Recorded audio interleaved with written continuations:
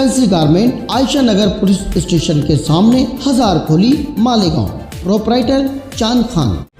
देखते रहिए the prime news Abdul Rahman के साथ। इंजीनियरिंग के एडमिशन्स के लिए सीटी एग्ज़ाम देना कंपलसरी है। हमारे अपने मालेगांव शहर से अल्हम्दुलिल्लाह तालीमी बेदारी होने की हैसियत से तकरीबन 7000 बच्चे 10वीं का एग्ज़ाम देते हैं और उसमें से तकरीबन 1500 बच्चे जो हैं वो साइंस स्ट्रीम में जाते हैं। अक्सरियत हमारे अपने बच्चे साइंस की नीट एग्ज़ाम देते हैं। ये हमारे लिए बड़ी खुशाइन बात है कि उसमें से बहुत सारे बच्चे MBBS, BUMS और मेडिकल फील्ड में जा रहे हैं। ये हमारे लिए बड़ी अच्छी बात है। लेकिन हम जो इस वक्त प्रेस कॉन्फ्रेंस में हमने जो इनकाद किया है वो इस चीज़ को हम बताना चाह रहे हैं कि नीट एग्ज़ाम जब तकरीबन 1000 के करीब बच्चे अपीयर होते हैं, लेकिन उसमें से अच्छे परसेंटेज और अच्छी माशी हालात की बुनियाद पर सिर्फ 150 से 200 बच्चे मेडिकल फील्ड में जाते हैं। 800 बच्चे 700-800 बच्चे जो है वो मेडिकल फील्ड में नहीं जाते हैं। चूँकि बच्चे इरादा कर लेते मेडिकल का, इसलिए इंजीनियरिंग का सीटी एग्ज़ाम नहीं देते हैं। और इंजीनियरिंग के एडमिशन्स के लिए 12वीं साइंस में मैथ्स और सीटी या फिर JEE एग्ज़ाम देना कंपलसरी है। अगर JEE या सीटी 12वीं मैथ्स के साथ उन्होंने नहीं दिया हुआ है तो फिर इंजीनियरिंग में एडमिशन नहीं ले पाते।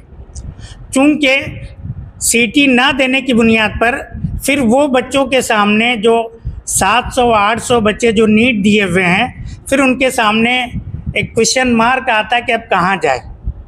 तो प्रोफेशनल कॉलेज में ख़ासतौर से इंजीनियरिंग में वो नहीं आ पाते हैं सीटी ना देने की बुनियाद पर।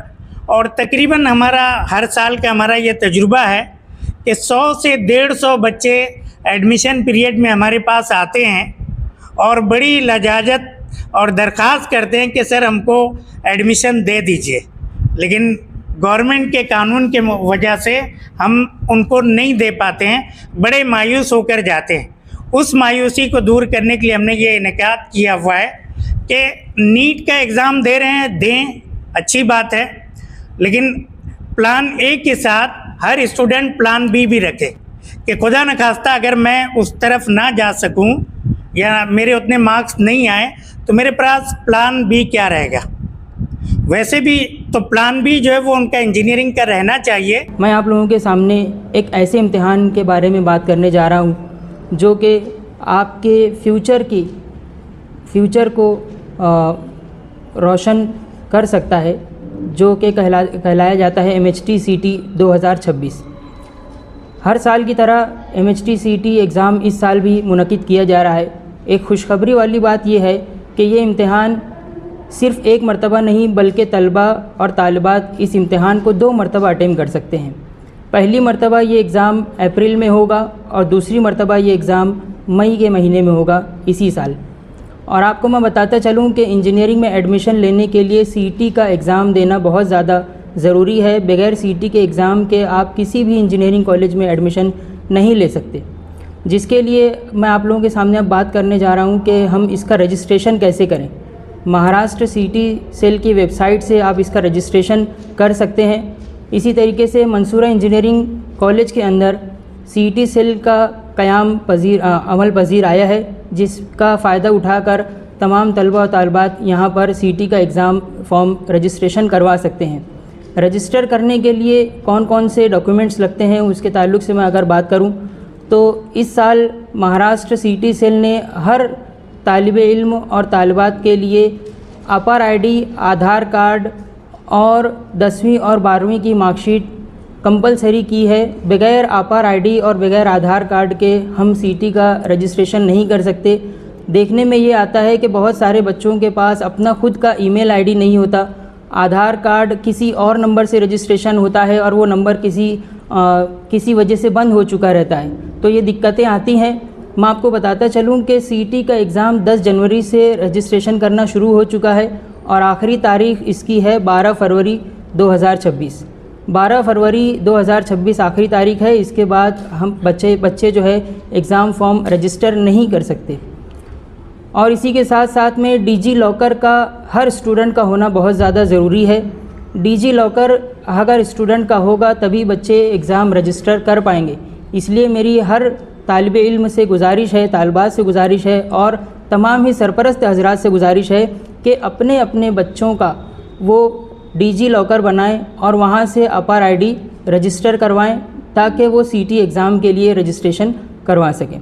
इसी तरीके से मैं अगर फ़ीस के बारे में बात करूं तो इस एग्ज़ाम को देने के लिए महाराष्ट्र के सीटी सेल की जो फ़ीस है वो 2 कैटेगरीज़ में डिवाइड की गई हैं, एक जनरल कैटेगरी और एक है हमारी रिज़र्व कैटेगरी।